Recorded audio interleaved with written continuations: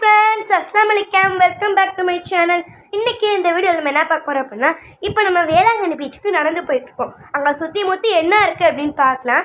ரெண்டு பக்கமே கடை தான் இருக்குது. நிறைய பேக்கரி, அப்புறம் சர்ச்சுக்கு ஏற்றுறதுக்கான கேண்டில்ஸ்க்காகவே அவ்வளோ கடை இருந்தது. 1-2 கடை இல்லை, அதுக்காகவே நிறைய கடை இருந்தது.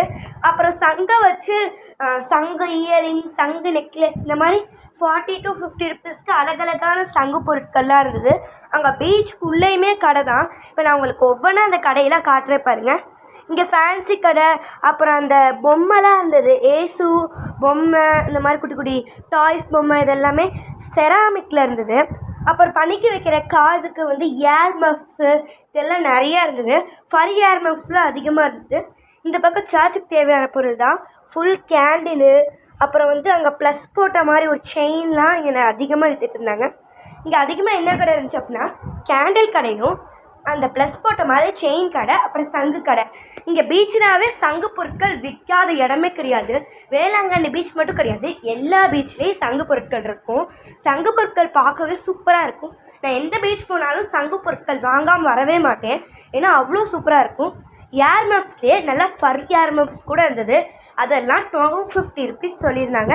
கீழே ஒரு காது மாதிரி இருந்துச்சு, அதை பிடிச்சி இழுத்தா சூப்பரான சவுண்ட் எல்லாமே வருது.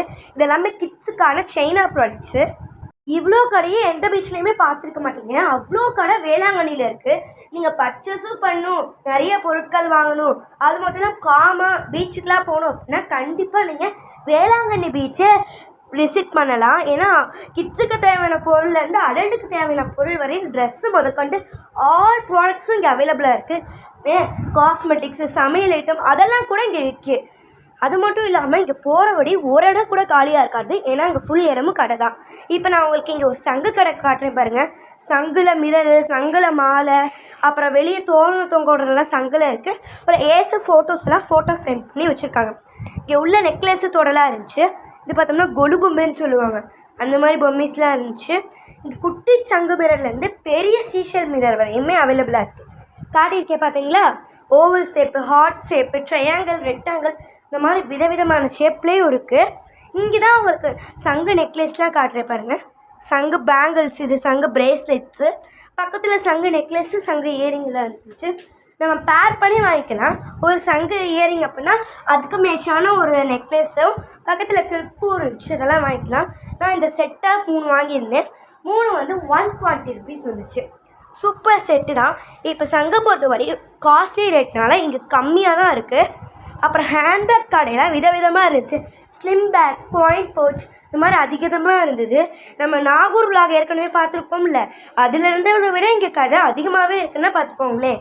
நாங்கள் போக போக அவ்வளோ சூப்பரான காற்று வீசுச்சு. அப்புறம் லைட்டாக மழை தூரிட்டும் இருந்துச்சு. ரொம்ப சூப்பராக இருந்துச்சு இங்கே. அது மட்டும் இல்லாமல் ஃபேன்சிஸை பொறுத்தவரை அதிகமாக இருக்குது. நீங்கள் வீட்டை டெக்கரேட் பண்ணோம் அப்படின்னா அதை சங்கு வச்சு பண்ணலாம். அதுக்கு தேவையான தோரணம், பால் ஹேங்கிங்ஸ் எல்லாமே இருந்தது. அப்புறம் கூலிங் கிளாஸஸ்லாம் இங்கே அதிக பேர் வாங்கிட்டு இருந்தாங்க விரும்பி. அந்த பீச்சுக்குள்ளே போனோன்னா ராட்டன் தூரி அங்கங்கே இருந்துச்சு. அங்கங்கே இந்த மாதிரி உப்பு மிளகாத்தூள் போட்டு மாங்காய், பைனாப்பிள், அப்புறம் நடுக்கடலை இதெல்லாமே வச்சுட்டு இருந்தாங்க. பீச்சுக்குள்ளே ஃபிஷ்ஷெல்லாம் பொறிச்சு விற்றுட்டு இருந்தாங்க. ஃபிஷ் மட்டும் கிடையாது, இறால், நண்டு, இந்த மாதிரி விதவிதமான ஐட்டம்ஸ் எல்லாத்தையும் ஃப்ரை பண்ணி வச்சுருந்தாங்க.